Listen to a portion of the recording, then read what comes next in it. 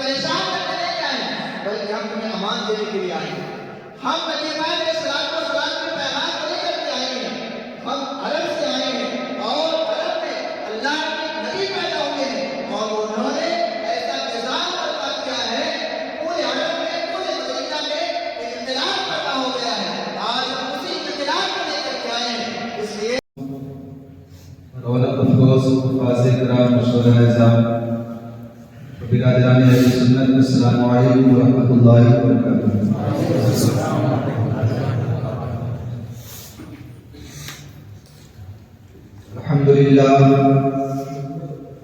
الحمدللہ رب العالمین والعاقبۃ للمتقین والصلاة والسلام علی سید المرسلین اما بعد فأعوذ بالله من الشيطان الرجيم بسم الله الرحمن الرحيم ولا تهنوا ولا تحزنوا وأنتم الأعلون إن كنتم مؤمنين آمنت بالله صدق الله العظيم وصدق رسوله النبي الأمين المكين الكريم ونحن على ذلك لمن الشاهدين والشاكرين والحمد لله رب العالمين۔ آئیے سب سے پہلے یہاں کی اپنی محبت و احترام کے ساتھ اپنی وسائل کائنات کے مرکز عقیدت گنبد خضرا میں آرام فرمانے والے آقا و مولا دونوں عالم مالک و مختار جناب محمد مصطفیٰ صلی اللہ علیہ وسلم کی بارگاہ میں بسم میں غلامانہ انداز میں بھول کر ایمان کا نذرانہ عقیدت پیش کر پڑھنے والا سے بلند اللہم صلی علی سیدنا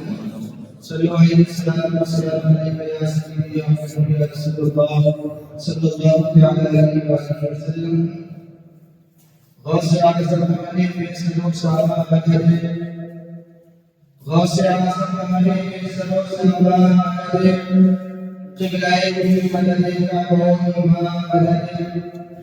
ماں کدائے رسول دعا نصیب ما كدائم رسول دعاء المسلمين أسقطنا للمقايا شهدنا مدد انتظار سلم بشر عينا أي ولا جود ولا بهم ولا يا مدد والقادرين علي حفظ عصم زمن قادرين علي حفظ عصم زمن دمت شيء تزاحم بعالم سلام دم شریف کو رضا کو عالم سلام مگر نبی علیہ السلام وایقا مستشارات کشمی بحق خالق سبحانہ مدد یا معین کی کشمی مدد یا معین کی کشمی مدد یا معین کی کشمی اور دشت کو دشت ہے دریا بنا چھوڑے ہم سے دشت کو دشت ہے دریا بنا چھوڑے ہم نے پہلے ظلمات میں دوڑا دیے گھوڑے ہم نے پہلے ظلمات میں دوڑا دیے گھوڑے ہم نے اور وہ زمانے میں معزز کے مسلمان ہوتا اپنے اقبال نے ہموران کو دیکھتے ہوئے اور ہموران کے حالات پر نظر ڈالتے ہوئے انہوں نے کہا تھا کہ وہ زمانے میں معزز کے مسلمان ہوتا اور آج ہم خار ہوئے تاریخ قرآن ہوتا آج ہم خار ہوئے تاریخ قرآن ہوتا اور ڈاکٹر اقبال نے ہمارا کو دیکھتے ہوئے یہ بھی کہا تھا کہ نہ سمجھو گے تو پھر جاؤ گے ہندی مسلمانوں نہ سمجھو گے تو پھر جاؤ گے ہندی مسلمانوں تمہاری داستان نہ ہوگی داستانوں میں تمہاری داستان ہوگی داستانوں میں اور جب 313 کے کو برسنا تھا زمانہ وہ بھی تو مسلمان تھے نبی پاک علیہ السلام کو قرآن ہی کو تھے ڈاکٹر اقبال کہتے ہیں کہ جب وہ 313 تھے تو لگنا تھا زمانہ اور آج ہم کروڑوں ہیں تو کرتے ہیں غلامی آج ہم کروڑوں ہیں تو کرتے ہیں غلامی سامعین کرام آج کے جو بزم ہے جو حضور مسلمان رضی اللہ تعالیٰ عنہ کی طرف منسوب ہے جو کہ اس بس کا نام ہی ہے، اس مسجد کا نام ہی ہے جشن محفل حوصلہ۔ آج ماہ رجب المرجب شریف کی 11 تاریخ ہو چکی ہے، اور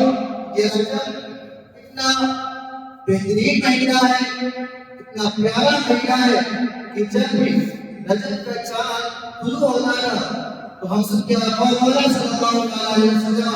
اپنے صحابہ کرام کے درمیان آپ ارشاد فرماتے تھے اور آپ دعا فرمایا کرتے تھے، اللہم بلغنا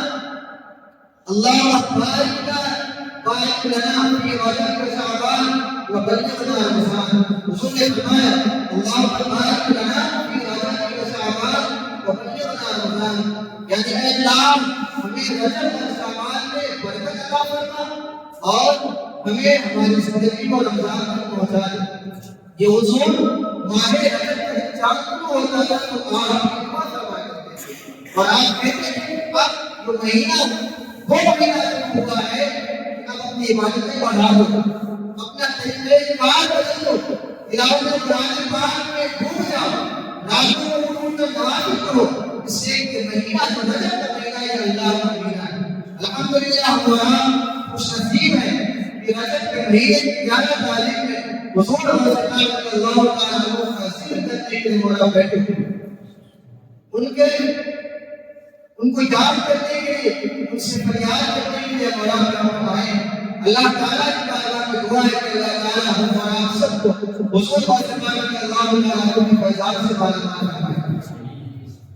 آج ہم آپ سب دیکھ رہے ہیں کہ پوری دنیا جو ہے اور پوری دنیا میں جہاں جہاں کے مسلمان رہ گئے ہیں، بس ہیں، ہم اور آپ سب کے حالات سے واقف ہیں۔ ہم اور آپ سب جانتے ہیں کہ آج دنیا میں مسلمانوں کو کیا مقام حاصل ہے، مسلمانوں کو کیا مرتبہ حاصل ہے، مسلمانوں کو کیا عزت حاصل ہے۔ آج ہر جگہ مسلمان ہیں وہ ظلم کا شکار ہو رہا ہے، آج ہر جگہ مسلمان پریشان نظر آ رہا ہے۔ آج اگر ہم اور آپ پوری دنیا کا جائزہ کریں اور پوری دنیا کی تاریخ پڑھ کے دیکھیں، خدمت سے جائیں تو ہر جگہ مسلمان جو ہے وہ تندرستی کا شکار ہے، وہ ناکام نظر آ رہا ہے، وہ مخلوق نظر آ رہا ہے، اور وہ قومیں جو کبھی ہمارے اندر میں ہوا کرتی تھی، وہ قومیں جو ہماری محتاج ہوا کرتی تھی، آج وہ ہم پر حکمرانی کر رہی ہیں۔ اور جب کہ اللہ تعالیٰ قرآن پاک میں کیا ارشاد فرماتا ہے، وَلَا تَهِنُوا وَلَا تَحْزَنُوا، اے مسلمانوں، اے ایمان والوں، وَلَا تَهِنُوا، تم بزدل نہ بنو، تم کمزور کامیاب کو سمجھو، تم گھبراؤ نہ، وَلَا تَحْزَنُوا، اور تنزیرہ جاؤ، تم غم نہ کرو، کیوں؟ وَأَنتُمُ الْأَعْلَوْنَ إِن كُنتُم مُؤْمِنِينَ، اللہ نے فرمایا کامیاب تم ہی کہو گے اگر تم مومن ہو۔ تو اللہ نے کامیاب کس کو بتایا ہے، اللہ نے حکمرانی کے لائق کس کو فرمایا ہے۔ اگر حکمرانی کے لائق اور اگر اللہ نے کسی کو کامیاب مخاطب کیا ہے، کامیاب پکارا ہے، تو ہم بندے مومن کو پکارا ہے۔ مگر آج کیا وجہ، مسلمان بھی ہیں اور اس کے باوجود ہمیں ناکام ہے۔ آج کیا وجہ، ہم مسلمان بھی ہیں، حضور علیہ السلام کے نام لے رہا ہے، حضور صلی اللہ علیہ وسلم کا ذکر خیر کرنے والے ہیں، مگر اس کے باوجود آج ہم پریشان نظر آتے ہیں، آج ہم مسئلے میں ہوئے ہیں، جبکہ آج کے دور میں بہت ساری تنظیمیں، بہت سارے لوگ اپنے طور پر تنظیمیں لگا رہے ہیں، مسلمانوں کو کامیاب کیا جائے، مسلمانوں کو کس طریقے سے آگے لایا جائے، مگر کیا ہے وہ اپنے طور پر تنظیمیں تو بنا رہے ہیں، مگر تنظیمیں بنا کر کے وہ کچھ نہیں کر پا رہے ہیں۔ اگر آپ کسی ڈاکٹر کے پاس جا کر کے پوچھیں گے، ڈاکٹر صاحب بتائیں ہماری کامیابی کا راز کس نے پوشیدہ ہے، ہم کامیاب کیسے ہو سکتے ہیں، یہ یقیناً وہ کہے گا تم ایسے کرو، تم ڈاکٹری کے لائن میں آ جاؤ، تم علم سیکھنے لگ جاؤ، تم MBBS سیکھنے کر دو، کامیاب ہو جاؤ۔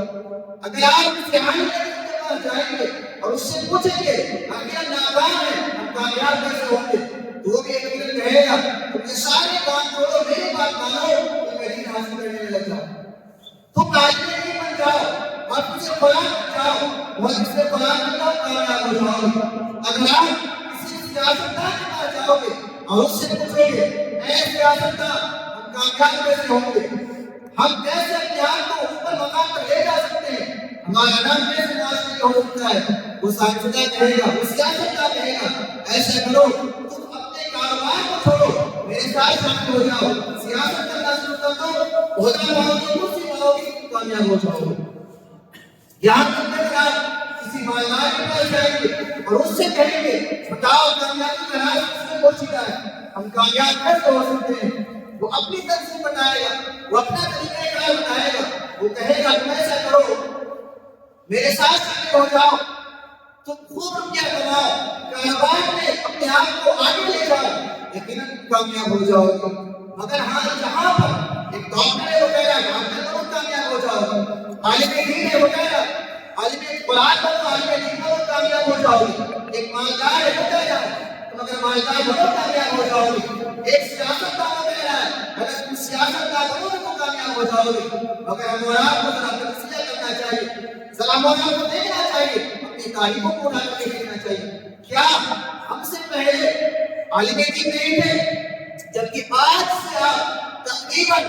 75 سال یا 100 سال پیچھے کا زمانہ اٹھا کر کے دیکھیں گے تو آج کے بنسبت پہلے جو تھا وہ بھی کم تھا، آج بہت زیادہ ہے۔ آج آپ مشاہدہ کریں ہمارے اور آپ کے گاؤں میں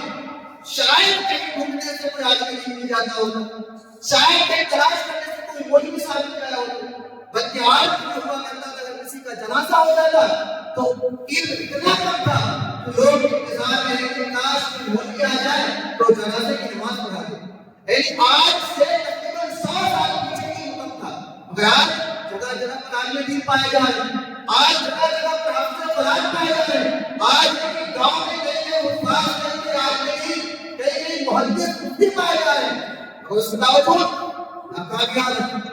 اگر آج مسلمانوں کی بات کریں تو آج سے تقریباً 100 سال یا 200 سال پیچھے کے زمانے کو آپ دیکھیں، اس دور میں مسلمانوں میں ڈاکٹر تھے، مگر ہاں اس کے بنسبت آج تعداد زیادہ ہے، پھر بھی ناکام ہے۔ اگر آج آپ پیچھے کے زمانے میں دیکھیں گے سیاست کی بات تو آج 75 سال پیچھے آپ جائیں اور 75 سال پیچھے جانے کی آپ اس کو کر کے دیکھیں کیا ہمارے مسلمان تھے وہ سیاست میں زیادہ آتی ہے؟ آج 70 سال پیچھے کی اگر آپ تاریخ دیکھیں گے تو تقریباً 21 سے 22 ملک پر صرف اسلام میں بنا رہے ہیں، 21 سے 22 ممالک ایسے تھے جہاں پر مسلمانوں کا قبضہ تھا، جہاں پر مسلمان بھی ہوا کرتے تھے، مگر آج کی تاریخ میں تقریباً 60 سے 65 ملک ایسے ہیں جو اسلامی ملک کہے جاتے ہیں اور اس کا علم کامیاب ہے۔ تو کہیں نہ کہیں پہلے سے تعداد میں زیادہ ہوئے ہیں، پہلے سے علم زیادہ ہوئے ہیں، پہلے سے ہر معاملے میں زیادہ ہوئے ہیں، مگر پھر بھی ناکامیاب ہیں، مگر پھر بھی ہم کامیاب ہیں۔ کیوں کامیاب ہیں؟ آخر وجہ کیا ہے کہ ہمارے پاس علم بھی ہے، ہمارے پاس ڈاکٹر موجود ہے، ہمارے پاس جو ہے وہ اسلامی ممالک بھی پائے جا رہے ہیں اور اس کے باوجود ہم ناکامیاب کیوں ہیں؟ اور اگر کامیاب ہوتے، اگر کامیابی اسی کا نام ہوتا تو کیا ایسا ہو سکتا ہے کہ مسلمان کامیاب رہے، مسلمان جو ہے وہ کامیاب ہوتے ہوئے اس کے دور میں نبی پاک علیہ السلام کی شان میں ایسے ذریعے کو جسے یہود و نصارہ کہا جاتا ہے وہ حضور کی شان کو مستقل کرتے نظر آتے۔ اگر ہمارا ہوتا ہوتا، اگر ہم کامیاب ہوتے اور اگر کامیابی اسی چیز کا نام ہے تو کیا وہ قوم جو کبھی نبی پاک علیہ السلام نے اپنے شہر مدینہ سے نکالا جب سے بنایا تھا، آج وہ قوم ہے جو مسلمانوں اور ہندوؤں کے درمیان ایک بھول پیدا کر رہی ہے، جھگڑا فساد پیدا کر رہی ہے۔ یہ کون قوم ہے؟ یہ وہی قوم ہے یہود و نصارہ۔ اگر آج کسی کا نام کامیابی ہوتا تو آج آپ کا مشاہدہ کریں، اگر آج مانتے ہیں کہ مسلمان کامیاب ہے تو مسلمان کامیاب ہوتا اور اس کے ہاتھ سے فلسطین جو ہے وہ غیروں کے ہاتھ میں چلا جائے اور جائے کرتا۔ اگر مسلمان کامیاب ہوتا، اگر کامیابی اسی چیز کا نام ہوتی تو کیا مسلمان کامیاب ہوتا اور اس کے ہاتھ سے مسجد اقصیٰ جو ہے وہ غیروں کے ہاتھ میں چلا جاتا؟ یقیناً اگر مسلمانوں کا روح ہوتا، اگر مسلمانوں کا دبدبہ ہوتا، اگر مسلمان کامیاب ہوتے تو مسجد اقصیٰ آج ہماری ہوتی، فلسطین میں آج ہمارا قبضہ ہوتا۔ آج جو قید جو ہے جن کے اندر دل تو ہے مگر مرا ہوا دل ہے، چونکہ زندہ دل کون ہے؟ وہ مومن ہے، وہ تو ایمان والے ہیں جن کا دل زندہ ہے، مگر آج وہ لوگ جن کا کا دل بڑا ہوا ہے، جو بیکار ہے، کسی لائق نہیں ہے، جو گھٹیا قسم کے لوگ ہیں، آج وہ ہم اور آپ دعا کے ٹکرا ہے، آج وہ ہم اور آپ کو حکمرانی کر رہے ہیں. آپ کو کئی لوگ ہیں ملک شام کو لے کے چل رہا ہوں. ملک شام میں ابھی تک اسلام نہیں آیا. نبی پاک نے السلام نے اسلام کا پرچم مکہ مکرمہ سے بلند کیا اور حضور پاک نے السلام ہجرت فرما کر کے مدینہ طیبہ تشریف لائے. آپ صلی اللہ علیہ وسلم نے اسلام کی تعلیم لوگوں کے دلوں میں ڈالی. نبی پاک نے السلام نے لوگوں کو پکا سچا مسلمان بنایا اور پھر دعوت نصیحت صدیق اکبر رضی اللہ تعالیٰ عنہ کو آیا. ان کے دور میں ان کے شام میں اسلام نہیں گیا. ان کے دور میں مسلمان جو تھے وہ ان کے سامنے لے گئے تھے. سیدنا صدیق اکبر رضی اللہ تعالیٰ عنہ نے صحابہ کرام کو بلایا اور بلانے کے بعد ان سے بات کی، ان سے مشورہ کیا کہ ایسا ہے حضور پاک علیہ السلام کی خواہش تھی، حضور کی تمنا تھی کہ جو میرا دین جو میں لے کر کے آیا ہوں یہ دین ہر ملک میں جائے.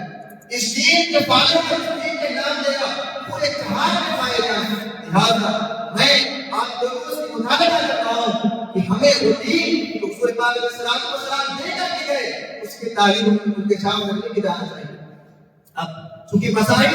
صحابہ کرام کی تعداد تو کم ہے مگر ہم صحابہ کرام نے کہا ٹھیک ہے بالکل ہم رسول کے دین کو ان کے سامنے لے کر کے جائیں گے. ابھی ان کے سامنے اسلام نہیں گئے، ابھی وہاں پر کوئی اسلام کا نام لے رہا ہے، سب غیر سب غیر عیسائی کے یہودی عیسائی لوگ بس ہیں. اب صحابہ کرام نے کہا ہم رسول کے دین کو ان کے سامنے لے کر کے جائیں گے. یہ نوجوان صحابہ کرام دستہ تھا 1000 مشتمل تیار ہوا اور تیار ہونے کے بعد میں یہ دستہ ملک شام کی طرف بڑھا. اب جب ملک شام کے قریب پہنچ گئے اور ملک شام کے بادشاہ کو خبر ہوئی اور وہ بادشاہ اتنا پاورفل بادشاہ تھا کہ اس کے اندر بھی کئی ساری سلطنتیں کی جاتی ہیں، اس کے اندر بہت سارے حکمران ہو جاتے تھے. جب اس بادشاہ نے سنا کہ ایک لشکر آتا ہے جو اپنا اندر کرنا چاہتا ہے، ہمارے ملک میں داخل ہونا چاہتا ہے، اس بادشاہ نے عیسائیوں کو طلب کیا اور عیسائیوں نے 10,000 مضبوط فوج کو بھیجا اور کہا ملک شام میں داخل ہونے سے پہلے میرے کو ختم کرو، انہیں مار ڈالو، انہیں کہاں سے آئے تو انہیں پہنچا دو. اب ملک شام کے بادشاہ کا حکم جاری ہوا، 10,000 کا دستہ عیسائی اور مسلمانوں کو روکنے کے لیے نکلے.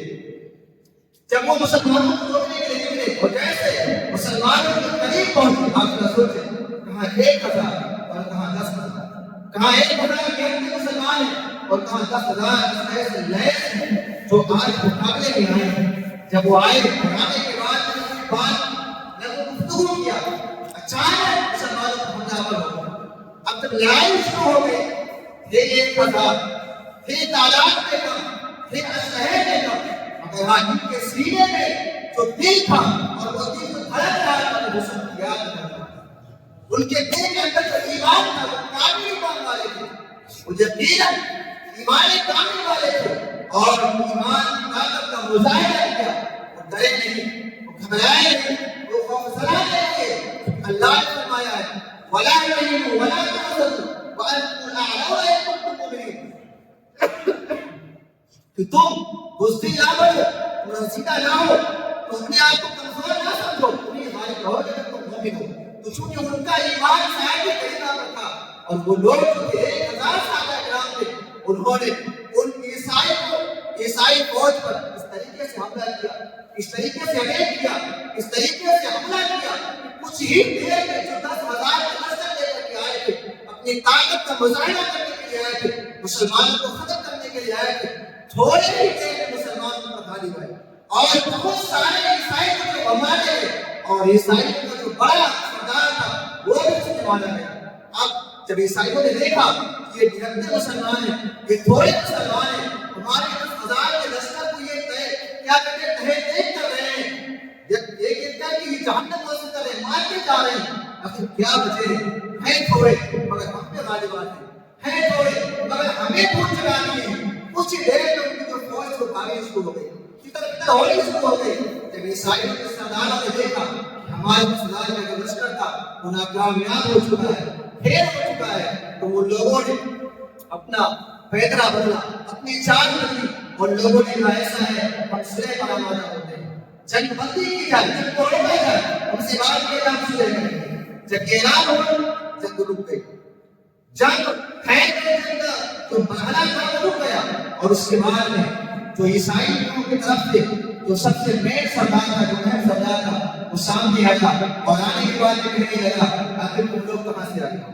آخر تم لوگ آئے کہاں سے ہو؟ تو مسلمانوں نے کہا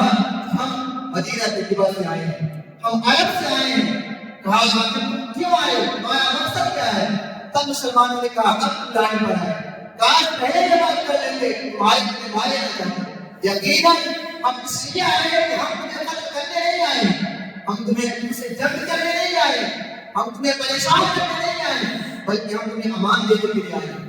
ہم نبی پاک علیہ السلام کی پیغام کو لے کر کے آئے ہیں، ہم عرب سے آئے ہیں اور عرب میں اللہ نے نبی پیدا ہوئے ہیں اور انہوں نے ایسا نظام برپا کیا ہے پورے عالم میں، پورے مدینہ میں انقلاب برپا ہو گیا ہے۔ آج اسی انقلاب کو لے کر کے آئے ہیں۔ اس لیے کسی شاعر نے کہا تھا کہ الحمدللہ نبی پاک علیہ السلام کی نسل قتل کے بارے میں کہ ہاں جو نفے کسی کا جو نفے اقتدار پر دوسروں کے حاجی بن گئے، جو نفے اقتدار پر دوسروں کے حاجی بن گئے، کیا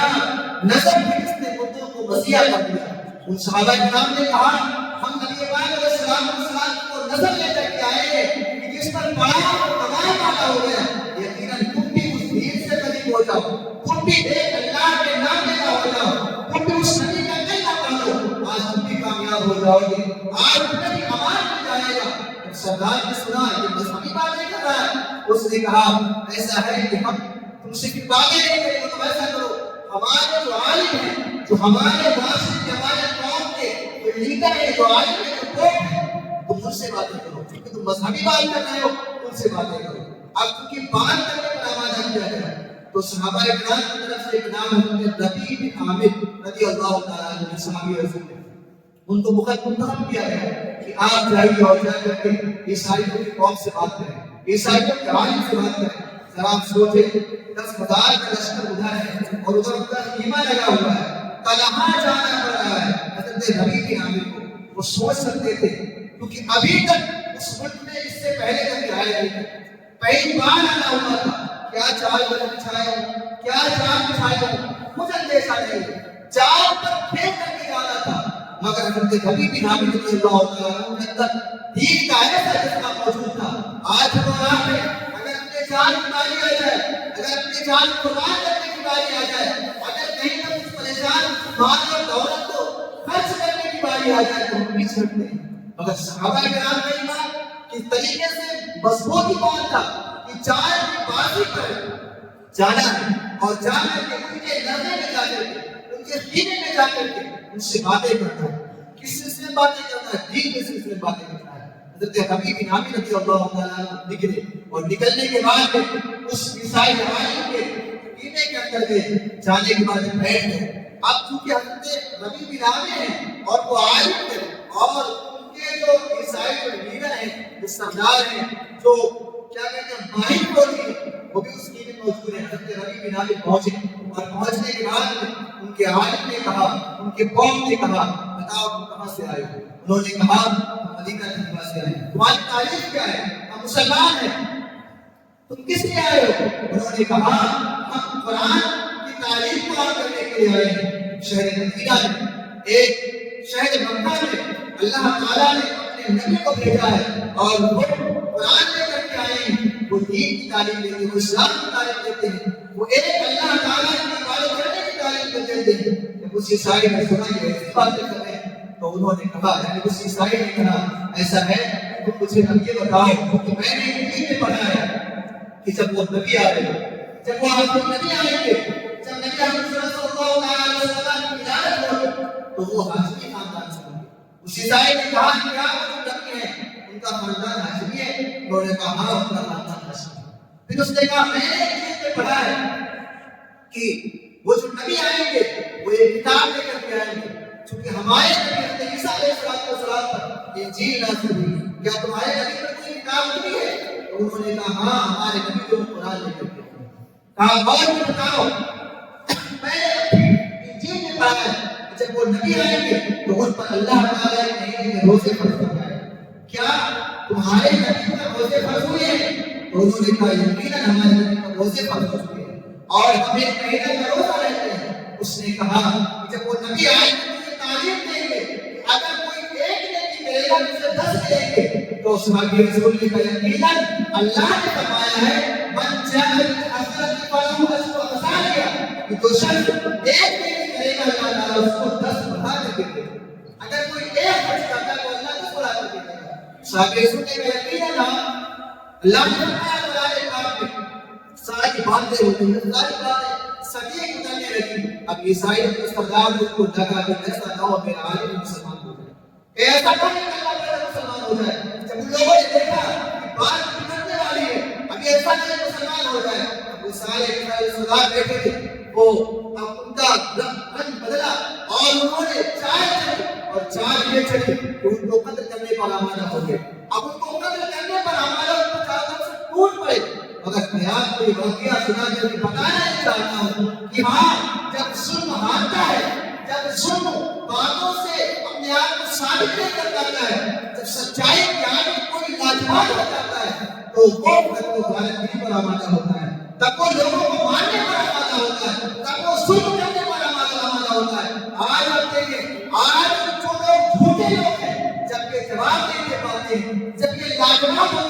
دین کے آگے ان کی نہیں چلتی ہے, چاہے وہ یہودی ہو, چاہے وہ عیسائی ہو, چاہے وہ غیر مسلم ہو, چاہے وہ کافر ہو, چاہے وہ شیعہ ہو, چاہے وہ اہل حدیث ہو, چاہے وہ رافضی ہو, چاہے بہائی دیوبندی کسی بھی مکتب فقہ کے ماننے والے ہوں, جب وہ باتوں سے نہیں سیکھ پاتے تو کرتے کیا, وہ گندہ پھیلاتے ہیں, وہ فساد پھیلاتے ہیں. اگر وہ سچے ہوتے ہیں, جو اللہ کے رسول صلی اللہ علیہ وسلم کا نام لینا ہوتے ہیں, تو حضور کے نام لینا ہوتے ہیں, وہ پھر صلح کرتے ہیں, وہ امن کا پیغام دیتے ہیں, وہ بمباری نہیں کرتے ہیں اپنے ماننے والوں کو بھول چکا.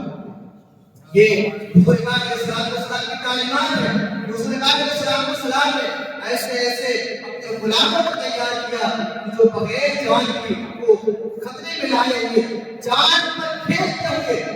دین کو اور ہم تک پہنچایا. اور یہ پاک علیہ السلام کو غلاموں نے دین مدینہ صلی اللہ علیہ وسلم پورے جہان میں پہنچایا. یہاں تک ڈاکٹر اقبال انہیں کو کہتے ہیں کہ دشت کو دشت ہے, دریا کے چھوڑے ہم, پہلے سلمان کے دوران چھوڑے ہم. آج